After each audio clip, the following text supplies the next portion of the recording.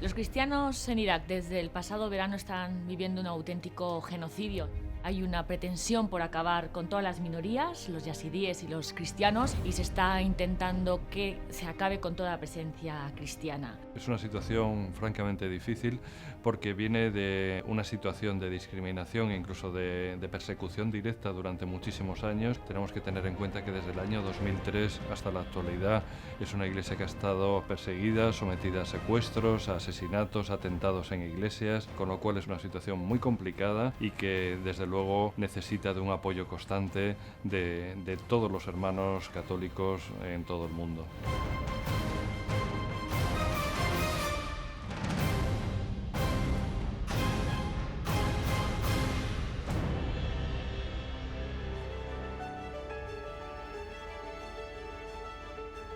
Bienvenidos a Héroes de nuestra Iglesia, un programa patrocinado por la Fundación Pontificia Ayuda a la Iglesia que Sufre. Nicolás, bienvenido. Muchas gracias, Camilo. Es una bendición poder estar acá para conocer hoy a los héroes de nuestra iglesia, específicamente en un lugar que ha sido muy golpeado por la persecución, como lo es Irak. Hoy vamos a mostrarles y a compartirles para que juntos digamos que todos somos cristianos de Irak.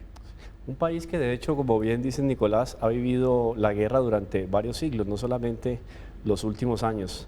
Pero los ojos han sido puestos ahí de manera especial en estos últimos años a raíz de la persecución estrictamente religiosa, ¿no? Es un panorama dramático, es un panorama desolador, donde gracias a Dios hay todavía hombres y mujeres que entregan su vida para brindar a todos los que viven ahí, refugiados que son víctimas de esta persecución, la palabra de Dios, un mensaje de caridad, un mensaje de esperanza. Nicolás, cuéntanos un poco cómo ha sido todo este proceso, hasta donde ha llegado este país con un poco más de 40 millones de habitantes y que hoy está sufriendo por desplazamiento forzoso, pero en grandes cantidades, y está sufriendo esta persecución religiosa. Bueno, desde el 2003 ha comenzado a surgir o aumentar la radicalización de la población iraquí y han surgido pues estos grupos terroristas como lo es Daesh o también conocido como Estado Islámico, el autodenominado Estado Islámico o ISIS. Y esto ha generado diferentes situaciones violentas de persecución a las minorías en Irak. Entendamos que Irak es un país árabe y la gran mayoría religiosa son los musulmanes, ¿sí? Y existen dos minorías religiosas que son los yazidíes por un lado y los cristianos. Y estos dos grupos religiosos, tanto los yazidíes como los cristianos, son considerados como objetivo militar número uno de Estado Islámico.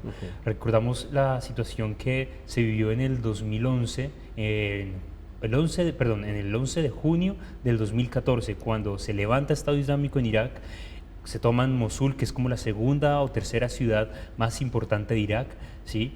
Y comienzan a marcar las casas de los cristianos con un símbolo, ¿sí? La letra N en el alfabeto árabe, que es el Nun. Con esta letra marcaban las casas de los cristianos para obligarlos a convertirlos al Islam. Nicolás, perdón, ese fue el primer gran lance que ellos hicieron así de persecución estrictamente religiosa, o sea, que dentro del terrorismo que realizaban resaltó esa persecución religiosa. Claro, ¿por qué resaltó esa persecución religiosa? Porque ellos lo que querían crear era un califato, era volver a tener su gran califato en todo el territorio árabe y en otros territorios también de Europa. Vemos cómo ellos quieren reconquistar lo que ellos llaman la Andalucía, que es la zona de Portugal y España. Entonces, en esta intención de querer reconquistar este territorio y que todo este territorio sea territorio musulmán, ¿sí? Comenzaron a tener un genocidio o exterminio de las minorías religiosas como son los yazidíes y los cristianos. De esta manera se enfocaron, en este caso en Mosul, con los cristianos. Como los cristianos en esta ciudad vivían en barrios separados a los musulmanes, marcaron las casas con este símbolo y pues los obligaban y les daban ciertas opciones para o vivir dentro de este territorio controlado por Estado Islámico o irse solamente con lo que tenían puesto. Recuerdo que una misionera que tuvimos aquí de invitada, la hermana María Guadalupe, contaba que se colocaban algunas multas para que se hagan una idea de lo que es vivir como cristiano o como no musulmán en un país como Irak. Se colocaban multas o una especie de peajes de extorsión de unos $15.000 semanales. Si yo tenía posibilidad de pagar esos $15.000 semanales, estaba libre de cualquier tipo de opresión o persecución. O sea que todo el mundo quedaba en las manos del grupo terrorista porque nadie tenía condiciones para pagar eso. Así es, el padre Luis Montes, que también es un sacerdote misionero en Irak, sí, también nos contaba que en otras regiones cerca de Irak, el Líbano, por ejemplo, en algunos años los extremistas islámicos le pedían a los cristianos el peso en oro. ¿Sí? Hoy en día, ¿quién tiene un peso en oro? ¿Sí? Claro, Una roca en oro. no pues, existe, claro. No existe. Ajá. Entonces, pues ellos no tenían ninguna opción más que dejar sus hogares, dejar todas sus pertenencias, porque ellos preferían dejar lo material antes que negar su fe, antes que dejar su fe. Su fidelidad, la gracia que Dios les ha dado a ellos para mantenerse firmes en la fe ha sido bastante grande. Lo podemos ver en muchos testimonios que vamos a comenzar a ver a continuación, pero es eso. Prefieren dejar hasta su propia vida antes que dejar y negar a Jesús. Esto es verdaderamente un testimonio muy bello que yo creo que nos sirve a nosotros de ejemplo, ¿no, Nicolás? Aquí en Occidente, para reestructurar propiamente nuestra vida en función de lo que es vivir la fe. Veamos esta nota preparada que da testimonio de lo que estos cristianos, que no son ni el 1% en Irak, el testimonio que dan de lo que es la fidelidad a la Iglesia de Cristo. Mataron a 2 de mis hijos. Mi esposo y su hermano fueron asesinados. Simplemente matan cristianos, amenazan las iglesias y asesinan sacerdotes. Conocemos sus casas y a sus familias. Dejen nuestro territorio musulmán inmediatamente. De lo contrario, los mataremos a todos. Ni el dinero ni la negociación les ayudarán. Los alumnos acuden a sus padres y dicen, tu hija ha sido secuestrada, Vivian. Así que los padres esperan esa llamada en la tarde, pensando que harán lo que sea para recuperar a su hija. Es una joven estudiante que caminaba de la escuela a su casa solamente. La llamada llega y la madre dice, dime lo que quieres, te pagaremos lo que sea. Y la voz responde, no queremos tu dinero, queremos romper tu corazón.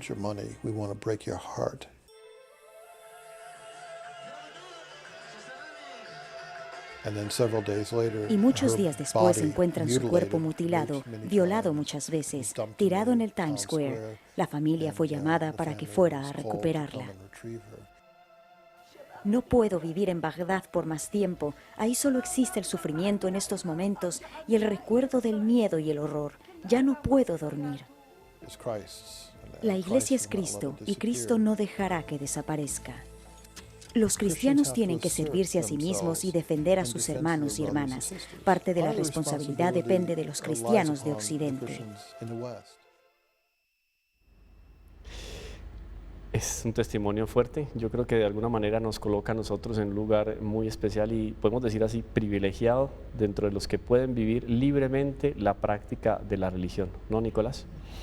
Les recuerdo ahora, aprovecho para recordar parte del informe que presentamos en un programa, el informe de libertad religiosa, tiene un apartado evidentemente sobre Irak y nos recuerda algunos incidentes que se han presentado que son considerados como los más graves dentro de toda la nebulosa de terrorismo que se vive en este lugar. En junio del 2014, el Daesh, como bien lo explicaba Nicolás, un grupo terrorista, el autodenominado Estado Islámico, se hizo con el control de Mosul, la segunda ciudad más importante de Irak, mayoritariamente suní. Están los sunís, hablábamos de los yazidíes, pero sunís son musulmanes, ¿no? Musulmanes, son los sunitas por un lado y los chiitas por otro lado. La gran mayoría de la población musulmana en el mundo son sunitas y la otra parte son alrededor del 87% de los musulmanes son sunitas y el 13-12% son chiitas. Entonces podríamos hablar de una ala más radical, una ala más... Son diferentes, ¿sí? Sí. Digamos que de la rama radical hay una corriente que se llama el wahabismo, que viene de la corriente sunita, pero eso es la rama más radical, el wahabismo o salafismo, que es donde están todos estos grupos. O sea, no todos los sunistas son los extremistas. Sí, no. Todos los suníes. No, son alguna parte de los suníes que son los más radicales, no son todos los suníes, no, para. Bueno, continúa el informe entonces. El ejército huyó en desbandada, claro, después de recibir a semejante grupo de terroristas y con esta mentalidad de destrucción. Las minorías religiosas del norte de la ciudad cayeron en manos de los yihadistas. Pronto empezaron a discriminar a los cristianos, entre los que, por ejemplo, no distribuían alimentos o agua. Tuvimos también aquí el testimonio de misioneros. Nos contaban que más o menos cada 10 días recibían algunas horas al día electricidad. Era el lujo que se podían dar. Nos contaba la hermana María Guadalupe, misionera, en algún momento estaban celebrando la Navidad sin energía en medio de las celebraciones en la parroquia llegó la energía y era como si se hubiera aparecido el niño Dios, porque fue el acontecimiento y los más grandes regalos en Navidad fue haber recibido la energía. Entonces, sin energía y sin agua vivían los que no estaban directamente aliados con estos grupos extremistas. También empezaron a marcar las viviendas, como bien lo contaba Nicolás, de los cristianos y de los chiíes, con símbolos que indicaban su adscripción religiosa. O sea, vivir en un lugar así es vivir uno aferrado totalmente a la fe. De alguna manera uno se radicaliza también en la fe, pero lo bonito es que los cristianos no responden con armas, los cristianos responden con caridad, ¿no, Nicolás? Con el amor de Dios. Con amor. Tal cual como tú lo dices, ellos se aferran a la fe, que es lo único que les queda y lo que ellos en verdad les da vida. Hay una canción que habla sobre la situación de los iraquíes, de nuestros hermanos cristianos en Irak, que dicen que cuando yo muero, no muero. Esa es nuestra fe. Ellos saben que si se les muere este cuerpo material, van a tener vida eterna, porque si mueren es porque mueren en Irak dando la vida por Cristo. Así son muchos los testimonios que podemos contemplar de héroes de nuestra iglesia, pero no solo los misioneros, aquellos que reciben la misión o que también están haciendo misión en su hogar, ¿no? Porque ese testimonio que ellos tienen como cristianos fortalece a sus hermanos, a su familia en general y a sus amigos. Preparamos a este respecto una nota muy especial con testimonios que nos van a llegar al fondo del corazón.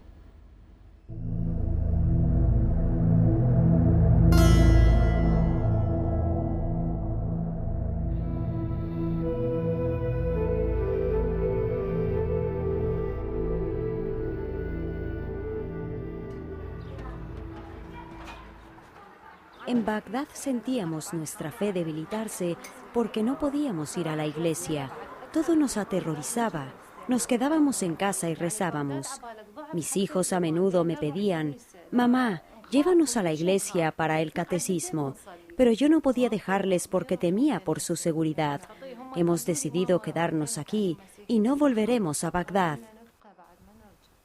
Desde el derrocamiento de Saddam Hussein en 2003, cientos de miles de cristianos iraquíes han tenido que desarraigarse a raíz de una serie de ataques contra esta minoría pacífica.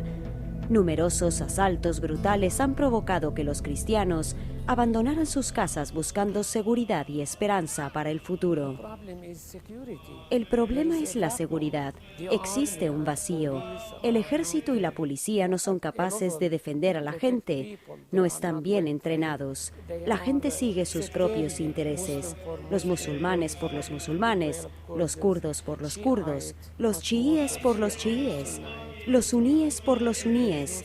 Si no hay seguridad no se puede trabajar. Siempre estás en peligro. Tu vida está en peligro. A pesar de que los cristianos representan solo el 2% de la población iraquí, el Alto Comisariado de la ONU para los Refugiados afirma que representan el 40% de los 1,6 millones de iraquíes que buscan asilo en el extranjero. Esta aplastante desproporción está provocada por la persecución y por la casi total desprotección que sufren los cristianos iraquíes. Desde 2003, alrededor de 2.000 cristianos han sido asesinados en múltiples olas de violencia en el país. Su número ha disminuido de los casi 900.000 antes de la invasión a los 200.000 de hoy. Muchos de los que permanecen en el país son refugiados internos. La región semiautónoma septentrional iraquí del Kurdistán constituye un puesto seguro para muchos católicos de las grandes áreas metropolitanas de Bagdad, Mosul y Basora. En los últimos años, en los campos se han construido nuevas poblaciones como Levo. Aquí los cristianos gozan de mayor seguridad y tienen una casa, pero poco más. En 2006 alguien lanzó contra nuestra ventana una carta atada a una piedra amenazándonos, exigiéndonos que nos fuéramos de Mosul porque somos cristianos. Por esto abandonamos Mosul y hemos venido aquí, pero no conseguimos encontrar trabajo. Las familias que han abandonado áreas metropolitanas como Mosul o Bagdad luchan para llegar a fin de mes en las áreas rurales, donde la agricultura y las actividades relacionadas con medios de sustento esenciales. La ayuda que reciben de la Iglesia Universal es fundamental para construir su propio futuro.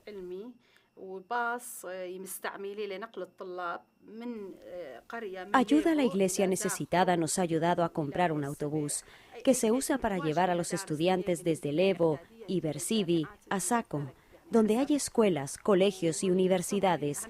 Ayuda a la iglesia necesitada nos ha ayudado también con paquetes regalo en Navidad y Pascua.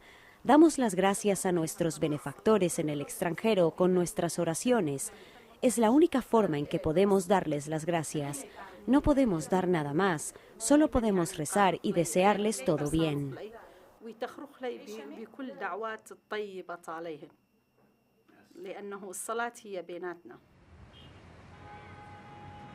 Erbil, capital del norte kurdo de Irak, ha acogido a muchos cristianos desde 2003. Esta área ha sido objeto de grandes inversiones y de un notable crecimiento. La seguridad no es una preocupación. La población cristiana de Ankagua, un suburbio de Erbil, ha crecido de poco más de 8.500 personas a mediados de los años 90 a los más de 25.500 de hoy. Esta inmigración masiva ha provocado una gran presión pastoral. Cada tarde nuestras iglesias se llenan de fieles. Se necesitan al menos 3 iglesias nuevas para acoger a los fieles en la zona. Hemos llegado también a un acuerdo con la Universidad del Espíritu Santo de Kaslik, en Líbano, para poner en marcha el proyecto conjunto de abrir una universidad en la zona. Estos proyectos estarán al servicio de todos y mucha gente encontrará en ellos un trabajo seguro para sí y para sus familias.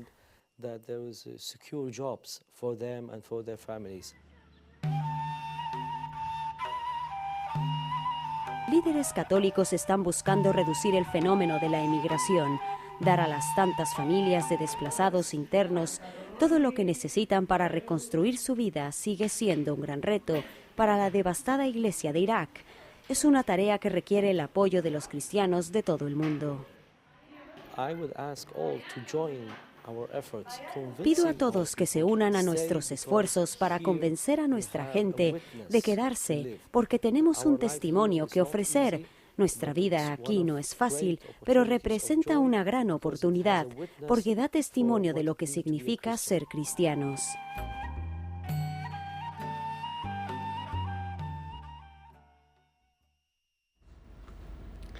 Mosul, estalla la guerra, la gente sale huyendo a lugares como Levo, como Erbil. Uno podría pensar, no es más fácil que los cristianos salgan de Irak y todo se podría apaciguar de alguna manera, volvería la paz a Irak. Pero no es solo eso, hay estudios muy interesantes al respecto donde muestran que los cristianos son fundamentales para el desarrollo de la cultura y de la sociedad en países como Irak. Entonces, no son invasores propiamente los cristianos. ¿Cuál es la historia de los cristianos en un lugar como Irak, Nicolás? Qué buena pregunta, Camilo, haces, y pues con la respuesta entenderemos la gravedad de esta realidad. Desde el siglo III, los cristianos han existido en Medio Oriente, sobre todo en la parte norte de Irak, que es conocida en la Biblia y geográficamente como la llanura del Nínive. Ahí encontramos diferentes historias, ¿sí? Donde vemos acentuaciones de cristianos, de los primeros cristianos en este lugar, en la llanura del Nínive. Recordemos que el Islam se crea aproximadamente en el siglo V, es decir, mucho después que los cristianos ya permanecían en la llanura del Nínive. Se crea el Islam y bueno, con el paso de los años se comienza a fundamentalizar o a radicalizar el Islam, ¿no es cierto? Entonces ahí podemos darnos cuenta que en una tierra donde el cristianismo siempre ha existido, desde el 2014 dejó de existir. Digamos, de la llanura del Nínive en el 2014 salieron más de 150.000 cristianos de esta zona y se fueron a refugiar, como tú le decías, al Kurdistán iraquí, que es la parte nororiental, más nororiental de Irak, que es un pequeño estado dentro del mismo Irak, con su propio ejército y gobierno, como son los peshmergas, el ejército kurdo, ¿no es cierto? O sea que los cristianos, perdón Nicolás, los cristianos hacen parte de las raíces de lo que es Irak hoy por hoy. Claro. O sea, hay una deuda de Irak, digámoslo así, con los cristianos. Claro que sí, los cristianos han contribuido muchísimo en la cultura y en el desarrollo social, aunque son una minoría, han contribuido mucho, ¿sí? Los cristianos en Irak lo hemos conocido por testimonios de misioneros que han vivido allá, dicen que son personas muy trabajadoras, ¿sí? Que han podido darle este desarrollo a la sociedad. Es un testimonio que los cristianos terminan dando a pesar de todos los factores en contra que los aterrorizan y que los obligan a salir de sus lugares y abandonar también sus pertenencias, porque la persona sale a estudiar, sale a trabajar, cuando regresa no tiene nada, porque fue barrida la casa, fue destruida por una bomba, en fin.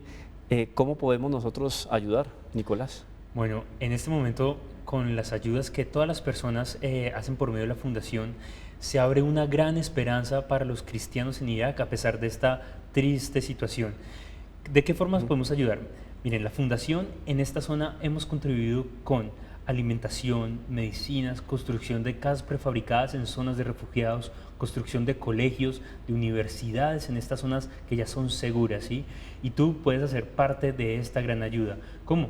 Comunícate con la Fundación y haz una donación voluntariamente dirigida a estos proyectos de ayuda asistenciales en Irak.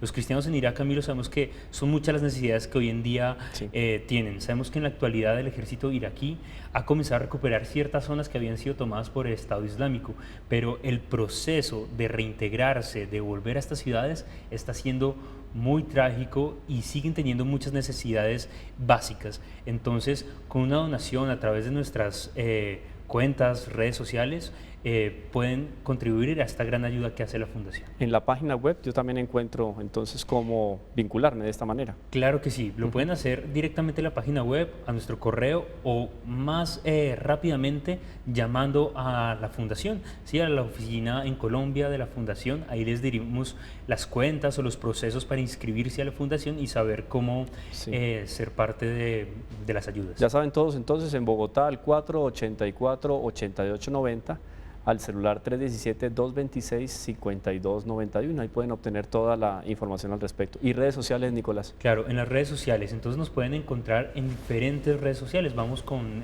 Facebook, por ejemplo. En Facebook nos encuentras como ACN-medio, Ayuda a la Iglesia que Sufre, entre paréntesis, CO. En Twitter estamos como @Iglesia que Sufre. En Instagram también estamos, nos puedes encontrar como Ayuda a la Iglesia que Sufre. Ya sabemos entonces, podemos acompañar el trabajo que hacen los misioneros, el trabajo que hace también la Fundación para brindar una mano amiga, caritativa y solidaria a estos hermanos nuestros que están en el Medio Oriente, y sabemos cómo vincularnos. Podemos vincularnos también participando de este programa, no abandonando las emisiones de cada semana y acompañando todos los eventos que vamos realizando por estos hermanos para ayudarlos, ¿no? Muchas gracias a ustedes por su compañía, muchas gracias, Nicolás, y los esperamos en un próximo programa. Dios los bendiga.